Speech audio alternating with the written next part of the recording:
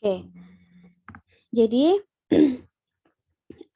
di sini ketika kita mau merunning sebuah data, baik kuantitatif maupun kualitatif, harus tahu indikatornya apa, parameternya apa, untuk mengukur sesuatu hal itu pakai apa. Nah, itu harus tahu.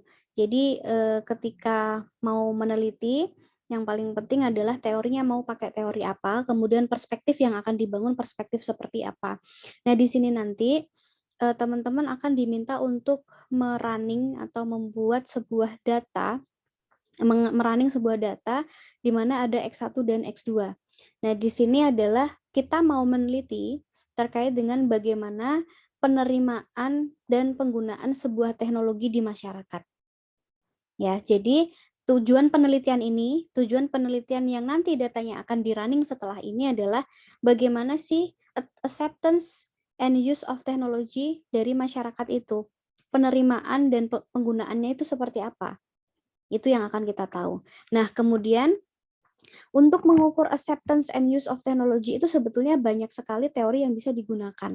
Nah, di sini saya menggunakan teori UTAUT teori, di mana UTAUT teori ini ada 4 indikator. Ada indikator performance ekspektansi, ada effort ekspektansi, ada sosial kondisi, dan juga fasilitas.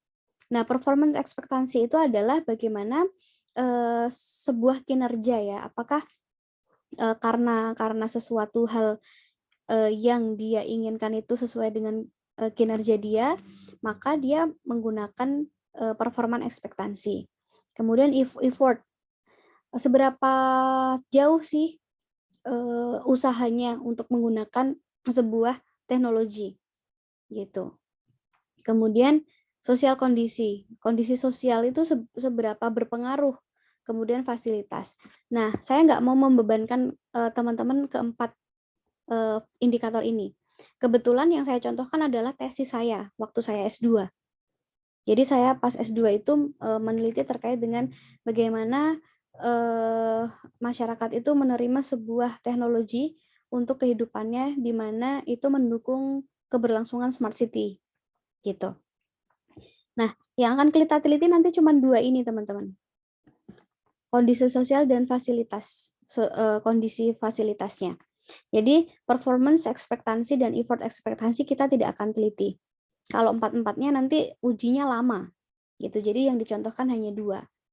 Nah, tidak mungkin dari 4 ini tidak ada penjelasannya di dalam sebuah teori. Gitu ya. Jadi sebuah teori itu nanti kalau teman-teman buat proposal, performance ekspektansi itu parameternya apa? Apa yang dikatakan performance, apa yang dikatakan effort, apa yang dikatakan social condition, apa yang dikatakan fasilitas. Nah, di sini yang saya gunakan untuk mencontohkan praktikum hari ini adalah hanya 2 variabel. Variabel X-nya ada 2, social condition dan facilitating condition. Di mana kondisi sosial itu adalah apakah orang di sekitarnya itu mendukung dan mensupport penggunaan teknologi, misalnya HP, kemudian menggunakan aplikasi yang disediakan pemerintah. Mendukung nggak sih? Ataukah ada kondisi lain? Misalnya lingkungan sekitarnya seperti apa, keluarganya seperti apa. Nah, itu kondisi sosial. Nah, yang selanjutnya adalah facilitating condition, di mana facilitating condition ini adalah fasilitas yang memadai untuk menggunakan teknologi itu. HP, komputer, kemudian internet, dan lain sebagainya. Itu terkait dengan fasilitas. Sehingga jelas ukurannya. Kita mau mengukur sebuah penerimaan dan penggunaan teknologi itu dari apa? Oh, dari segi sosial kondisinya dan dari kondisi fasilitasnya. Gitu. Karena kalau teman-teman pakai teori lain nanti bisa jadi berbeda juga. Gitu. Makanya harus dijelaskan dari awal biar clear. Ini untuk variabel X1 dan X2. Nah, kemudian variabel Y-nya adalah kebiasaan atau behavior use ya. Use behavior itu adalah user actual use of technology. Bagaimana bagaimana teknologi itu digunakan oleh seseorang. Penggunaannya seperti apa, intensitasnya seperti apa. Nah, itu juga harus ada pertanyaannya. Nah, sehingga dirumuskannya seperti ini. Anda jangan melihat performance, effort, dan behavior ya. Anda hanya melihat social influence dan facilitating condition. Nah, di mana apa namanya, yang nanti kita cari adalah X3 dan X4. Atau kalau diganti jadi X1, X2, kemudian panahnya ke Y-nya 1, user behavior. Ini adalah research propose-nya atau framework research-nya. Jadi ini loh yang mau kita cari. Apakah yang mempengaruhi itu kondisi sosial atau kondisi fasilitas sih gitu. Pengaruh sosial atau pengaruh dari fasilitas sih, mana yang paling berpengaruh gitu. Nah, itu yang akan kita cari. Nah, untuk mencari ini diperlukan pertanyaan. Kita kan sebar kuesioner setelah itu.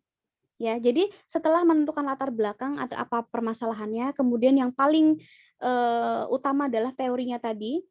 Kemudian kita menulis atau membuat sebuah pertanyaan. Nah, di sini teman-teman bisa lihat nanti di My Class-nya sudah saya upload.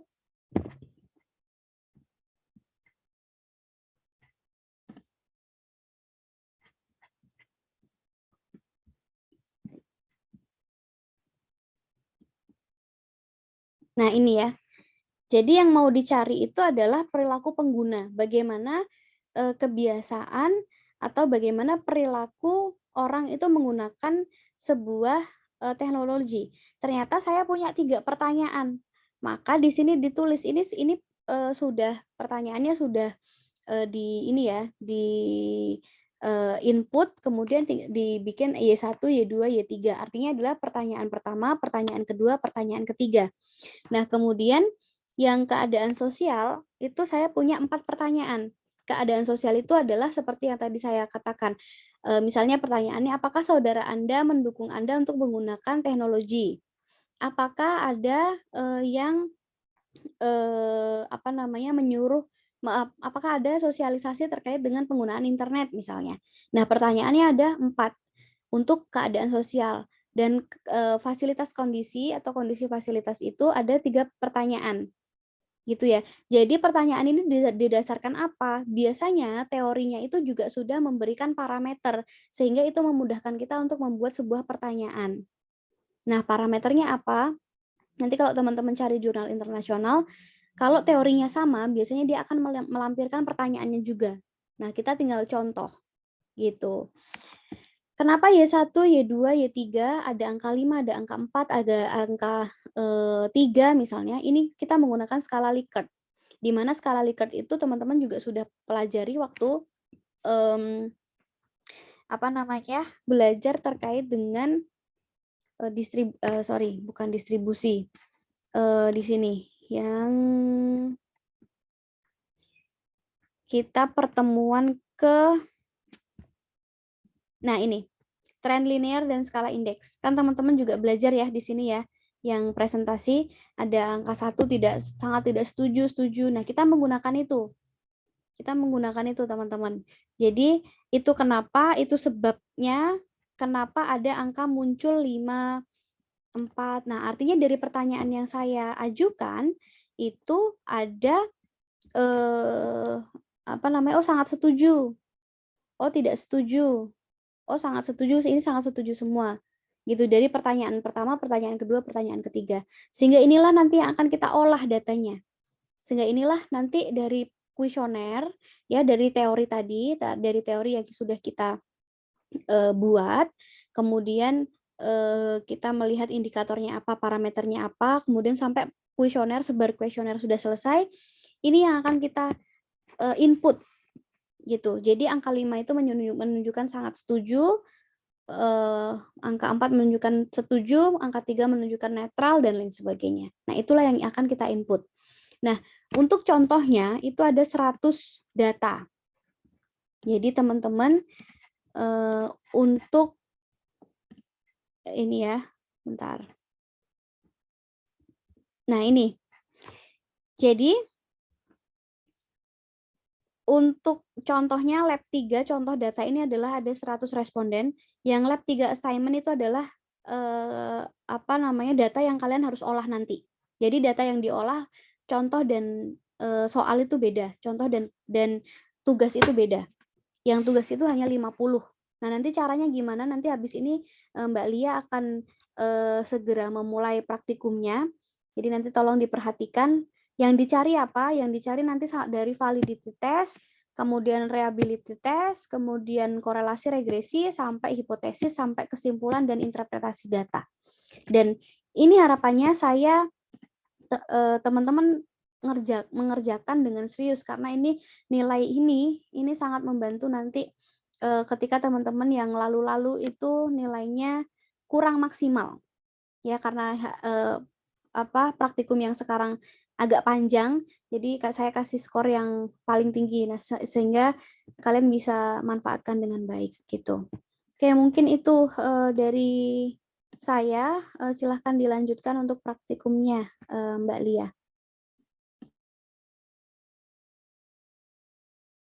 Sebelumnya ada pertanyaan nggak terkait dengan teori?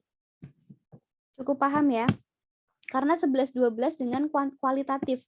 Bedanya adalah kalau kuantitatif nanti ada kuesionernya. Kuesioner itu dibentuk dari mana? Oh, ada indikator dan parameternya.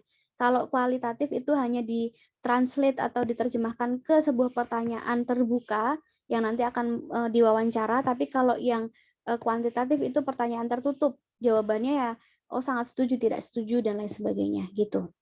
Gitu ya. Oke.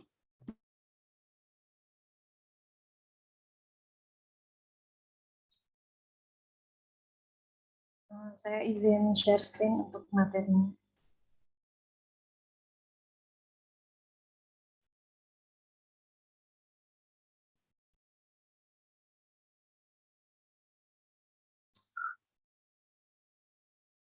Nah, sekarang kita akan melakukan pengujian, yaitu ada 4 ya. Itu ada uji validitas dan reliabilitas, lalu ada regresi, lalu ada korelasi, dan pengujian hipotesis. Nah, tadi itu udah disampaikan sama Mbak Helen datanya itu apa. Nah, datanya itu adalah jadi peneliti ingin mengetahui apakah ada pengaruh antara perilaku pengguna aplikasi, yaitu aplikasi Sleman Smart City, dengan keadaan sosial dan kondisi fasilitas. Jadi di sini perilaku pengguna itu sebagai Y, sebagai variabel Y, dan keadaan sosial sebagai variabel X1, lalu kondisi fasilitas sebagai X2. Nah, datanya itu ada 100 responden ya, dan dikumpulkan dengan kuesioner dalam skala Likert 1-5 dengan rincian 1 itu sangat tidak setuju, 2 tidak setuju, 3 netral, 4 setuju, dan 5 sangat setuju. Lalu ini adalah tampilan dari Excel dalam datanya ya. Jadi ini ada perilaku pengguna, lalu Y1, Y2, Y3 ini adalah butir pertanyaannya atau parameternya. Jadi Y1 itu butir pertanyaan 1, Y2 butir pertanyaan 2, Y3 itu butir pertanyaan 3. Lalu Y itu adalah total dari Y1, Y2, dan Y3. Lalu untuk X1-nya itu ada 4 butir pertanyaan, yaitu X11 sampai X1.4. Lalu X1-nya itu adalah total dari butir 1 sampai butir 4.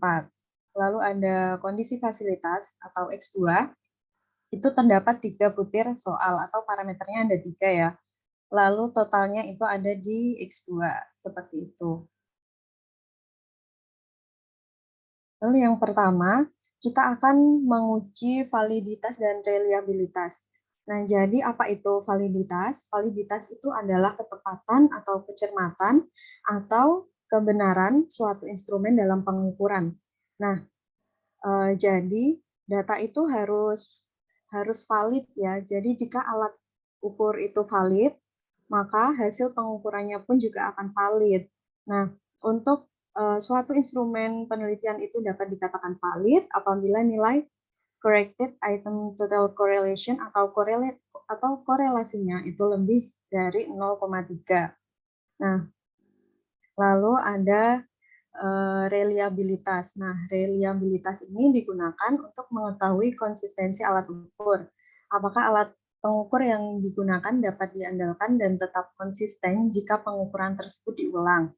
Jadi, pengukuran tersebut Dalam reliabilitas ini, pengukuran tersebut menunjukkan sejauh mana pengukuran tersebut dilakukan secara baik atau bebas dari error, sehingga dapat digunakan dalam waktu yang berbeda dan hasilnya tetap sama. Lalu, suatu instrumen penelitian dikatakan reliable apabila nilai Cronbach alfanya itu lebih dari 0,6. Nah, kenapa sih kita harus ada uji validitas dan uji reliabilitas? Karena suatu instrumen itu harus valid dan reliable karena akan memberikan informasi yang akurat sehingga dapat digunakan untuk pengambilan suatu kesimpulan dan keputusan pada penelitian ilmiah. Seperti itu. Nah, ini datanya tadi yang ada di Excel. Kita input dulu ya di SPSS, lalu kita akan mencari nilai reliabilitas dan validitasnya. Ini sudah ada step-stepnya di materi, lalu saya akan mempraktekkan langsung pada SPSS. Nah, jadi ini datanya, data di SPSS, sama seperti di materi, lalu ini saya copy dulu parameternya, nama variabelnya nanti yang mau dimasukkan di SPSS. Ini saya paste transpose, lalu saya copy, saya pindah di variabel Q di bagian name. Nah, jadi langsung muncul. Terus untuk bagian data view-nya, ini kita pindahkan angkanya dari Excel, kita copy, ada 100 data, kita copy, lalu kita paste di SPSS. Nah, udah ya kayak gini.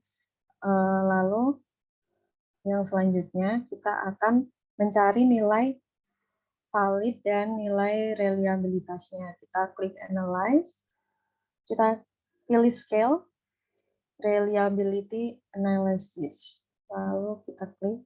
Nah, yang pertama, jadi untuk semua variabel atau instrumen penelitiannya itu harus valid dan harus reliable. Jadi kita harus mengecek satu persatu. Untuk yang Y tadi adalah Y1, Y2, dan Y3. Jadi kita pilih Y1 sampai Y3. Itu kita pindahkan ke kolom sebelah, lalu kita klik statistik, kita checklist yang scale if item delete. Nah, itu kita klik continue, lalu modelnya itu kita pilih alpha, karena tadi adalah alpha Cronbach ya kriterianya. Lalu kita klik OK. Nah, di sini akan muncul nilai reliabilitas dan validitasnya. Kalau reliabilitas ini ada pada reliability statistik. Lalu untuk validitasnya itu ada pada corrected item total correlation. Itu atau yang ada pada kolom ketiga pada item total statistik. Nah, ini hasilnya sudah ada di materi. Sudah dipindah di materi. Nah, outputnya seperti ini ya. Ini untuk validitas ada pada corrected item total correlation, lalu untuk reliabilitas ada di reliability statistik yang Cronbach alpha. Lalu untuk validitas dan reliabilitas X2 sama ya caranya. Kita kembali ke SPSS, kita klik analyze, scale, reliability analysis, lalu kita buang yang variabel Y, kita ganti dengan yang X1. Nah, untuk statistiknya masih sama, scale if item delete, continue, lalu modelnya alpha, kita klik OK. Nah, ini muncul hasilnya. Ini untuk variabel X1. Ini reliability dan validity-nya. Ada di sini. Ini sudah ada di materi, sudah dipindah di materi. Nah, seperti ini. Lalu untuk yang X2, itu masih sama juga caranya. Kita klik Analyze, Scale, lalu Reliability Analysis. Lalu kita pindahkan semua X1-nya, kita masukkan yang X2. Jadi totalnya nggak ikut ya.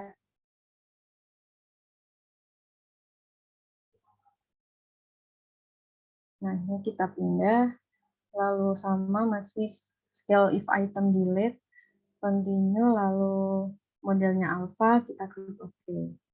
Nah, ini hasil untuk reliability dan validity-nya X2. Ini sudah ada di materi. Nah, ini.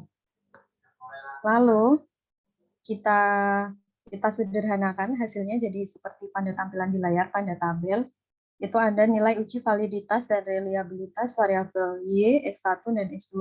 Nah, untuk variabel Y sendiri, itu untuk ketiga butirnya nilai validitasnya itu seperti di layar ya, lebih dari 0,3. Tadi untuk validitas, suatu instrumen dikatakan valid apabila nilai korelasinya itu lebih dari 0,3. Nah, untuk variabel Y, ini semua butir atau semua parameter, mulai dari Y1, Y2, dan Y3 itu sudah valid. Lalu untuk reliabilitas, nah reliabilitas itu tadi syaratnya adalah nilai alpha Cronbach's-nya itu lebih dari 0,6. Nah, untuk variabel Y sendiri itu reliabilitasnya memenuhi ya, terpenuhi. Lalu untuk X1 itu nilai validitasnya atau kita bisa melihat dari korelasinya itu lebih dari 0,3, berarti yang X1 itu dikatakan valid. Lalu untuk reliabilitasnya yang X1 itu nilai alpha Cronbach's-nya itu lebih dari 0,6, maka data ini atau instrumen ini dikatakan reliable. Lalu untuk X2 itu pada nilai validitasnya ini ya. Nah, saya lihatkan di sini. Nah, ini untuk validitasnya ini ada 0,681, 0,6221, 0,577. Nah, itu sudah dipindah di sini. Itu nilainya lebih dari 0,3 sehingga instrumen tersebut atau X2, variabel X2 itu adalah valid. Lalu untuk reliabilitasnya itu nilainya adalah lebih dari 0,6 atau 0,786. Jadi untuk variabel X2 itu dikatakan reliable gitu. Nah, ini adalah kesimpulannya ya. Diperoleh bahwa semua instrumen mulai dari variabel Y dengan parameter Y1, Y2, Y3, lalu variabel X1 dengan parameter X11 sampai X14, dan variabel X2 dengan parameter X21 sampai X23 itu didapatkan nilai validitasnya lebih dari 0,3, sehingga dapat disimpulkan bahwa semua instrumen dalam penelitian ini dikatakan valid. Lalu untuk hasil uji reliabilitasnya didapatkan bahwa semua variabel Y, X1, dan X2 semuanya menghasilkan nilai alpha Cronbach lebih dari 0,6, sehingga dapat disimpulkan bahwa semua instrumen dalam penelitian ini reliable. Nah, jadi instrumennya ini semua sudah valid dan reliable, maka kita bisa melanjutkan untuk pengujian selanjutnya. Nah, itu sekarang kita akan mencari regresinya ya. Nah, cara mencari regresinya itu juga sudah ada di sini. Lalu kita akan mencoba langsung dari SPSS. Yang pertama, kita klik Analyze, lalu Regression, kita pilih yang linear. Nah, untuk variabel dependent, itu tadi adalah variabel terikatnya itu Y, lalu variabel independen atau variabel bebasnya itu adalah X1 dan X2. Nah, kita masukkan ke kolomnya ini, lalu kita klik statistik. Nah, ini yang kita checklist adalah estimates, model fit, dan covariance matrix. Nah, kita klik continue. Nah, setelah itu kita klik OK. Nah, untuk hasilnya itu, untuk hasil regresi itu ada pada bagian nah ini ada pada bagian koefisien. Nah, yang ada pada kolom unstandardized unstandardized coefficient yang B ini. Nah, itu ada konstan X1 dan X2. Nah, hasil ini kita pindah ke materi. Nah, ini ya hasilnya yang ada pada output tadi, yang ada pada koefisien. Nah, ini bisa kita lihat ya, itu hasilnya untuk Y, itu persamaan regresinya kita peroleh 5,370 ditambah 0,236 X1 ditambah 0,266 X2. Nah, jadi persamaan regresinya seperti ini, seperti pada layar, gitu ya. Nah, untuk interpretasinya apa? Jadi interpretasinya itu setiap penambahan satu satuan dalam X1, maka Y akan bertambah sebesar 0,236 dengan variabel lain dianggap konstan. Jadi variabel yang X2 ini dianggap tetap ya, jadi dia nggak berubah.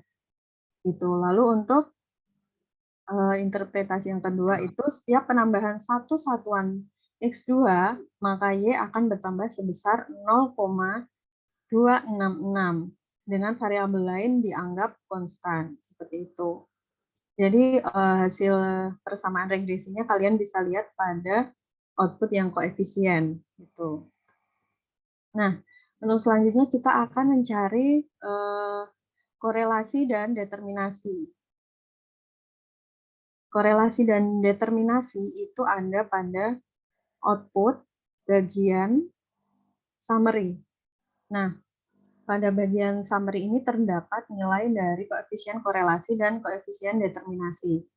Nah, ini kita pindah ke materi hasilnya. Nah, ini hasilnya sudah di-copy ke sini. Nah, yang pertama itu ada koefisien determinasi atau R. Nah, nilai dari koefisien determinasinya sendiri adalah 0,524. Apa artinya? Jadi artinya itu adalah pengaruh dua variabel memiliki tingkat persentase sebesar 52,4% dan sisanya dipengaruhi oleh variabel di luar penelitian. Nah, jadi 0,524 itu sama aja dengan 52,4%. Lalu untuk koefisien korelasinya itu ada pada kolom R square ya. Di situ dihasilkan R square sebesar 0,275. Nah, artinya kekuatan variabel X, baik itu X1 maupun X2, dalam mempengaruhi variabel Y adalah sebesar 0,275 atau 27,5%, dan sisanya dipengaruhi oleh variabel lain di luar penelitian. Nah, kan kalau korelasi itu kita bisa menyebut korelasinya ada korelasi yang negatif, ada korelasi yang positif. Kalau untuk ini korelasinya positif, yaitu 0,275. Nah, di sini kita juga bisa apa ya namanya? Bisa menyimpulkan dia itu berkorelasi positif, kuat, lemah atau apa gitu ya. Nah, di sini kan hasilnya 0,275. Lalu kita lihat pada tabel ini ya. Nah, di sini ada nilai dan maknanya. Tadi nilainya 0,275 itu ada pada rentang 0,20 sampai 0,39 dan maknanya adalah lemah. Nah, jadi untuk kekuatan variabel X1 dan X2 dalam mempengaruhi variabel Y sebesar 0,275 adalah positif lemah gitu ya, cara membacanya gitu. Jadi dia punya kekuatan mempengaruhi, tapi kekuatan dalam mempengaruhinya itu lemah, seperti itu. Lalu untuk yang selanjutnya ada uji hipotesis. Nah, karena kita tadi punya satu variabel Y dan punya dua variabel X, maka kita akan membuat tiga hipotesis. Yang pertama itu H0. H0 di sini tidak terdapat pengaruh antara perilaku pengguna dengan keadaan sosial dan kondisi fasilitas. Jadi tidak terdapat pengaruh antara Y dengan X1 dan X2. Lalu untuk hipotesis alternatif yang pertama, itu terdapat pengaruh antara perilaku pengguna dengan keadaan sosial, atau terdapat pengaruh antara Y dengan X1. Nah, lalu untuk hipotesis alternatif keduanya itu terdapat pengaruh antara perilaku pengguna dengan kondisi fasilitas, atau bisa kita katakan dengan terdapat pengaruh antara variabel Y dengan X2. Jadi kita di sini punya hipotesis 1 dan 2 itu kita akan mengetahui apakah ada tidaknya pengaruh antar masing-masing variabel Y dengan X1 dan Y dengan X2 gitu. Lalu uji yang akan kita lakukan yaitu uji T dan uji F. Jadi kalau untuk uji hipotesis ini kalian bisa melakukannya dengan uji T ataupun uji F. Nah, sekarang kita akan mencoba dengan uji F. Nah, yang pertama itu ada pengujian X1 terhadap Y. Jadi kita akan mencari nilai dari uji F ini dengan menguji X1 terhadap Y. Dengan kriteria keputusan, H0 ditolak jika nilai signifikansi. Nah, nilai signifikansi ini bisa juga kita sebut dengan p-value atau probabilitas gitu. Jadi nilai signifikansi kurang dari 0,05 atau nilai F hitung lebih dari F tabel. Lalu H0 diterima jika nilai signifikansi lebih dari 0,05 atau nilai F hitung kurang dari F tabel. Nah, untuk cara pencarian F tabel sendiri ada rumusnya ya seperti ini. df1 itu sama dengan K-1 dan df2 itu sama dengan N-K. Dengan K itu adalah jumlah variabel dan N itu adalah jumlah data. Nah, untuk mencari uji F tadi, kita bisa lakukan dengan program SPSS ya, caranya seperti ini. Nah, kita akan melakukan langsung pada SPSS. Nah, caranya kita klik Analyze, lalu Regression, Linear. Nah, kita akan menguji Y terhadap X1. Jadi ini variabel independennya kita hanya butuh yang X1 saja. Lalu untuk statistiknya masih sama ya, estimate, model fit, dan covariance metric. Kita continue, kita klik OK. Nah, ini hasilnya ya. Jadi tidak semua hasil pada SPSS itu akan kita baca. Nah, untuk uji F-nya sendiri, itu ada pada bagian ANOVA. Nah, ANOVA ini dengan variabel dependennya Y dan variabel independennya itu X1. Nah, ini hasilnya kita pindah ke materi. Nah, ini ya hasilnya sudah dipindah di materi. Nah, jadi ini ada pada bagian ANOVA untuk uji F. Ada pada kolom F, itu hasilnya dari F hitung itu sebesar 26,562. Lalu sig atau signifikansi. Nah, signifikansinya ini adalah 0,000 atau 0. Nah, jadi kita sudah mengetahui nilai dari F hitung, dan nilai signifikansinya. Lalu untuk mencari F tabel, nah mencari F tabel tadi kan ada ya rumusnya, yaitu untuk df1 itu K-1, lalu untuk df2 itu adalah N-K. Di sini kita akan mencari df1 itu K-1. K itu adalah jumlah variabel. Nah, tadi kita itu punya variabelnya itu ada Y dan X1, X2, sehingga jumlah variabelnya itu ada 3. N-nya itu K-nya itu 3, lalu kita kurangi dengan 1, sama dengan 2. Jadi untuk DF1-nya itu 2. Lalu untuk DF2 itu ada N min K. Nah, N-nya tadi adalah jumlah respondennya tadi ada 100, lalu kita kurangin dengan jumlah variabel. Jumlah variabelnya itu ada 3, lalu didapatkan untuk DF2 97. Jadi DF1-nya 2, DF2-nya 97. Nah, sekarang kita pindah ke tabel F. Saya bukakan. Nah, ini adalah tabel F untuk signifikansinya yang 0,05. Nah, seperti ini ya gambarnya, tabelnya. Nah, untuk yang ada di atas, nah itu adalah DF1. Nah, untuk yang di samping kiri, sebelah kiri, itu adalah DF2.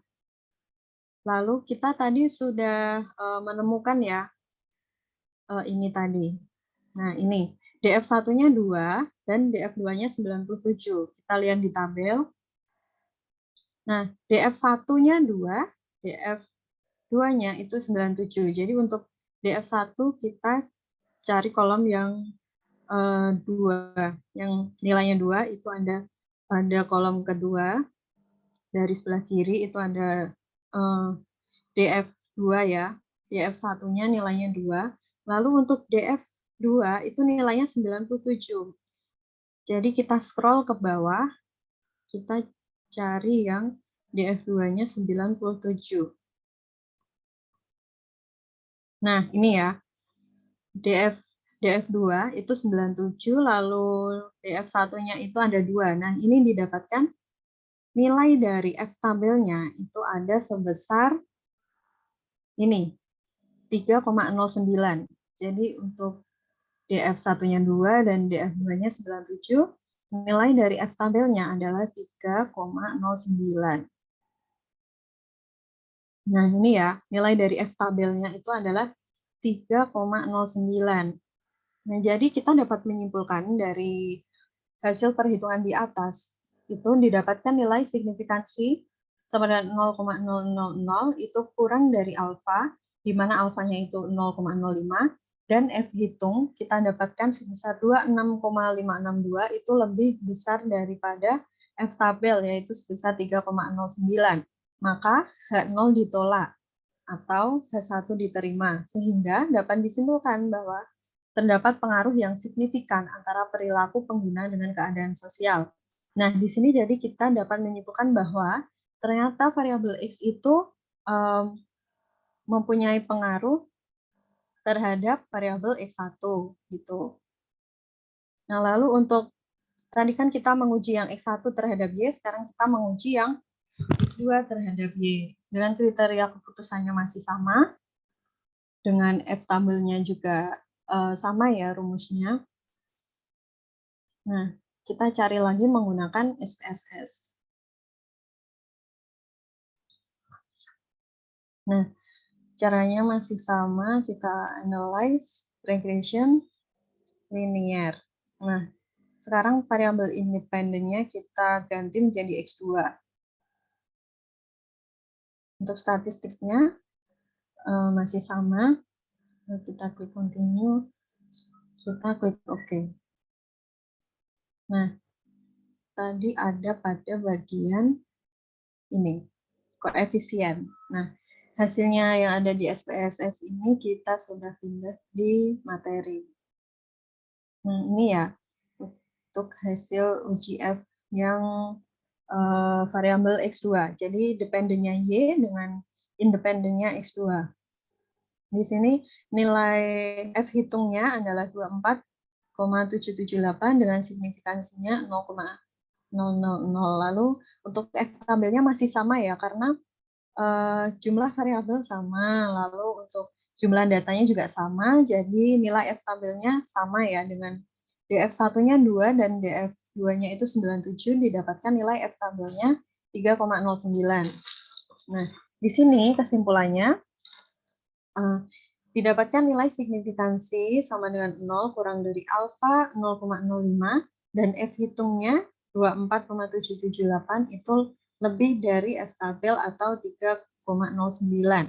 Jadi sesuai kriteria keputusan tadi, itu dapat kita simpulkan bahwa H0 ditolak atau H2 diterima, sehingga dapat disimpulkan bahwa terdapat pengaruh yang signifikan antara perilaku pengguna dengan kondisi fasilitas. Nah, jadi variabel Y itu berpengaruh juga dengan variabel X2 gitu. Lalu tadi sudah uji F, lalu kita akan menguji hipotesisnya menggunakan uji T.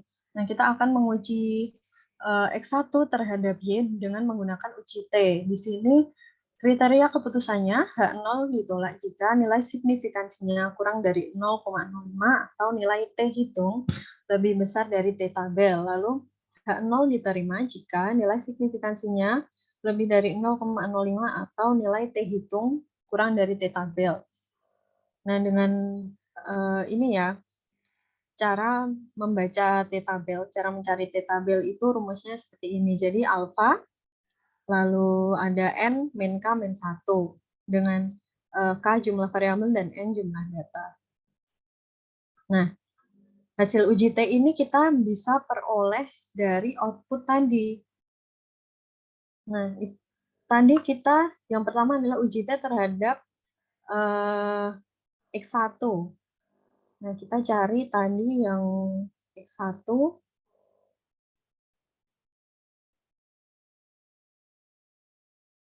Nah, ini ya. Nah, tadi kan ini ANOVA-nya yang uji F, yaitu dependent Y dengan independent X1. Ini untuk ANOVA, untuk uji F-nya. Nah, uji T-nya itu ada pada bagian koefisien. Nah, jadi di koefisien ini terdapat nilai T ya. Nah, ini hasilnya kita pindah ke materi. Nah, ini hasilnya. Sudah ada di sini. Nah, itu ada pada bagian kolom T untuk nilai dari T hitung. Dan yang kita baca itu adalah yang paling bawah. Jadi pada baris X1. Jadi nilai T hitungnya itu ada pada baris X1 di sini. Lalu signifikansinya juga sama, ada pada baris X1. Nah, didapatkan nilai T hitung sebesar 5154, lalu signifikansinya itu adalah 0. Lalu kita akan membaca atau mencari nilai dari T tabel. Nah, itu rumusnya adalah alfa dan N min K min 1. Alfanya tadi adalah atau alfa atau nilai signifikansinya tadi ya, signifikansinya adalah 0,05, lalu N-nya itu 100, K itu jumlah variabelnya ada 3, lalu dikurangi dengan 1, jadi 0,05 dan 96. Lalu kita akan melihat pada tabel T. Nah, ini. Nah, untuk yang penamaan kolom ini, itu yang pada bagian atas, itu adalah untuk yang one tail. Lalu kalau yang kedua atau bawahnya itu adalah yang ini. Nah, ini adalah untuk yang two tail. Nah, karena uji kita adalah two tail, ya, karena uji kita adalah two tail, nah kita menggunakan nilai yang di sini. Tadi nilai alfanya adalah 0,05, jadi kita pilih yang ini. Lalu untuk DF-nya atau derajat bebasnya tadi kita dapatkan ini ya 100 min 3 min 1, yaitu 96. Nah, kita ke bawah, kita cari yang DF-nya 96. Nah, di sini. Ini adalah DF 96. Lalu kita akan mencari yang tadi ya, alfanya itu 0,05. Ini, berarti kita dapatkan hasilnya yang ini, 96 dengan 0,05. Nah, berarti nilai dari T tabelnya untuk yang X1 tadi, Y dengan X1 adalah sebesar 1,98 sekian. Ini ya, 1,98 sekian. Nah, jadi berdasarkan kriteria keputusan tadi, maka dapat kita simpulkan bahwa didapatkan nilai signifikansi sebesar 0 kurang dari, yaitu alfanya 0,05, dan diperoleh nilai dari T hitung sebesar 5,154 daripada F tabel yaitu sebesar 1,8, maka H0 ditolak. Atau bisa kita katakan juga dengan H1 diterima. Sehingga dapat disimpulkan bahwa terdapat pengaruh yang signifikan antara perilaku pengguna dengan keadaan sosial. Gitu ya. Jadi Y itu ada pengaruhnya dengan X1, berpengaruh mereka. Lalu untuk yang UJT X2 terhadap Y, nah itu untuk kriteria keputusannya masih sama seperti yang uji X1 terhadap Y untuk uji T. T tabelnya juga sama. Nah, untuknya kita bisa melihat pada waktu kita mencari uji F tadi pada X2. Nah, ini ya. Kan tadi ANOVA itu untuk uji F, lalu koefisien. Nah, di sini terdapat hasil dari nilai T hitungnya. Jadi kita bisa pindahkan output ini koefisien ke materi. Nah, hasilnya seperti ini, kita dapatkan hasil seperti ini ya. Ini untuk Y dengan X2. Jadi ini X2. Nah, untuk nilai T-nya sendiri Anda pandu baris paling bawah, ada kolom, ada ya baris paling bawah yang sejajar dengan X2. Jadi di sini 4,978 itu untuk nilai T hitung. Dan signifikansinya itu 0. Lalu untuk T tabelnya sama ya mereka. Yang X1 sama X2 itu sama hasilnya. Karena alfanya sama, N-1 sama. Lalu untuk kesimpulannya, itu didapatkan nilai signifikansi. Signifikansinya ini 0, kurang dari alfa, di mana alfanya itu adalah 0,05, dan T hitung sebesar 4,978 lebih besar daripada F tabel yaitu 1,98, maka H0 ditolak atau juga bisa kita katakan H2 diterima. Sehingga dapat disimpulkan bahwa terdapat pengaruh yang signifikan antara perilaku pengguna dengan kondisi fasilitas. Nah, berarti jadi untuk variabel X1 dan variabel X2 semuanya itu ada pengaruh ya, terdapat pengaruh terhadap Y. Jadi Y X1 dan X2 berpengaruh terhadap Y. Nah, karena X1 dan X2 itu sama-sama berpengaruh ya terhadap variabel Y, lalu misalnya kita pengen tahu nih, antara variabel X1 dan X2 mana yang lebih berpengaruh atau mana yang lebih dominan di antara keduanya. Nah, caranya itu kita bisa melihat pada kolom koefisien atau pada output koefisien untuk X1 dan X2 tadi ya, itu yang tadi ada uji T-nya. Nah, yang ada uji T-nya, yang ini koefisien untuk X2, tadi yang di atas itu untuk S1. Nah, kita tampilkan di sini. Nah, cara mengetahui variabel mana yang lebih berpengaruh itu kita lihat pada nilai betanya. Ini beta. Anda pada output koefisien, lalu pada kolom beta. Nah, di sini beta untuk X1 adalah 0,462, lalu beta untuk X2 adalah 0,449. Nah, caranya itu adalah kita akan membandingkan nilai beta. Semakin beta menjauhi 0, maka semakin dominan variabel tersebut. Jadi, kalau kita lihat antara beta dari X1 dan X2, itu yang lebih menjauhi 0 adalah variabel X1.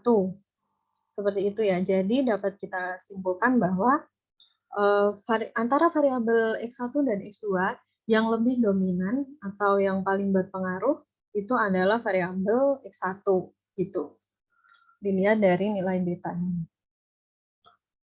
Mungkin seperti itu. Apakah Anda yang ingin ditanyakan sampai sini?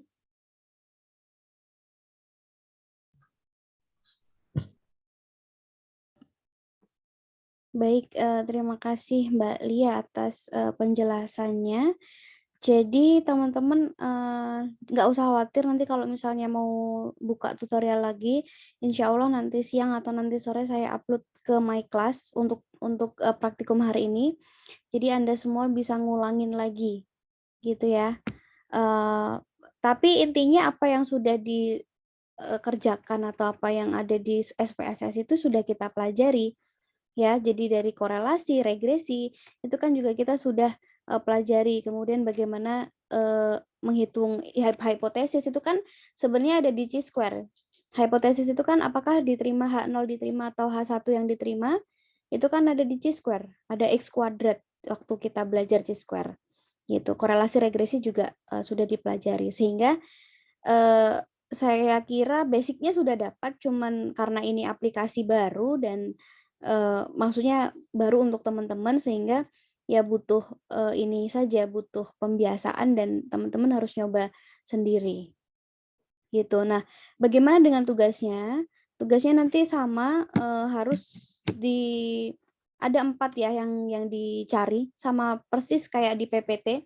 Jadi harus mencari validity, reliability, kemudian mencari regresi, nilai regresi dan korelasi, kemudian hipotesis, di mana semua variabel nanti atau semua yang akan dicari itu harus diinterpretasikan.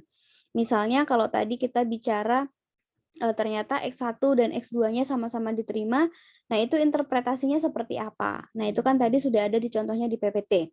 Sehingga saya kira untuk melakukan praktikum ini sudah ada videonya, sudah ada PPT-nya, teman-teman tinggal melihat, kemudian tinggal mengganti karena yang nanti akan teman-teman cari adalah hanya 50 responden, yang dicari adalah partisipasi masyarakat ketika saat pemilu pilkada. Nah, ada 2 variabel yang harus dicari juga di situ. Jadi tidak saya tidak nambahin 3 jadi kemudian jadi 3 jadi 4 enggak, tapi tetap hanya 2 variabel yang harus dicoba. Gitu, ada pertanyaan?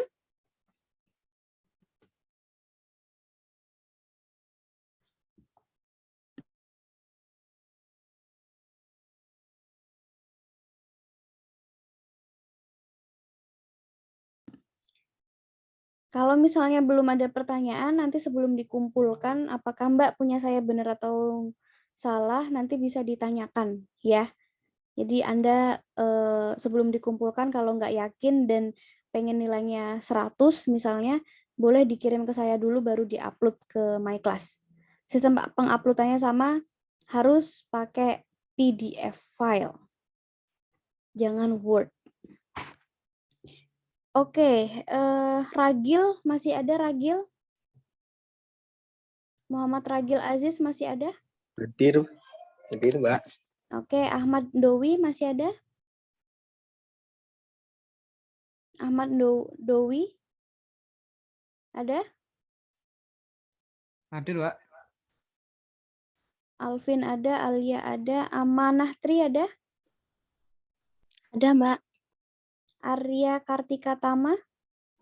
Hadir, Mbak. Ayu Siti? Hadir, Mbak. Badrani Abiyu?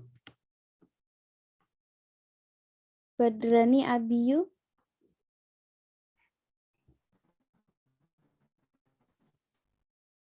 Ada? Badrani, sekali lagi. Badrani Abiyu? Oke, remove. Fatia Salsa Agavisti? Hadir, Mbak. Galih Prasongko? Galih Prasongko?